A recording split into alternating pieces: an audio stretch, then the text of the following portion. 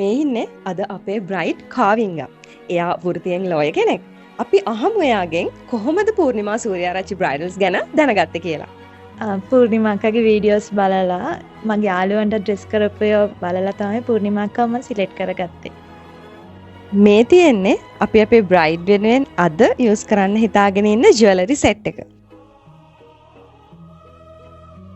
අපි එයාගෙන්ම අහලා බලමු මොකක්ද එයාගේ බියුටි රූටින් එක කියලා. මම මුලින්ම පූර්ණිමාකව හම්බෙන්න ආවට පස්සේ මගේ ෆේස් එක පෙන්නලා මොනවද ට්‍රීට්මන්ට් කරන්න ඕනේද කියලා එයාගෙන් දැනගත්තා. ඊට පස්සේ මට අක්කා කිව්වා ෆේෂල් ට්‍රීට්මන්ට් කරන්න ඕනේ කියලා. මම මුලින්ම ඉස්තටික් ෆේෂල් ට්‍රීට්මන්ට් එකට ගියා. ඊට පස්සේ ඒකම මට දුන්නා. කරාට පස්සේ යූස් කරන්න ඕන සීරම් ටිකක් මට දුන්නා. මම ඒවත් ඒ විදිහටම ගෑවා. සීරම් තමයි දිගටම යූස් කරේ. ඒව තමයි බියුටි රූටින් එක අක්කා කියන විදිහටම ෆලෝ කරා මම. තැන්ක පූර්ණිමා අක්කා මගේ දවස ලස්සන කරාට මේ මල්බෝකේ ජුවලරි මේ හැමදේම මට ආස විදියට සිලෙක්ට් කරලා මාව ලස්සන බ්‍රයිට් කෙනෙක් කරාට පූර්ණිමා සූර්යාරච්චි බ්‍රයිඩල් එකට මම ගොඩක් තෑන්ක් කරනවා. ඒ වගේම ස්ට්‍රෙස් වෙන්නේ නැතුව බ්‍රයිට් කෙනෙක් වෙන්න ඔයාලා හැමෝටම මෙතෙන්ට එන්න කියලා කියනවා.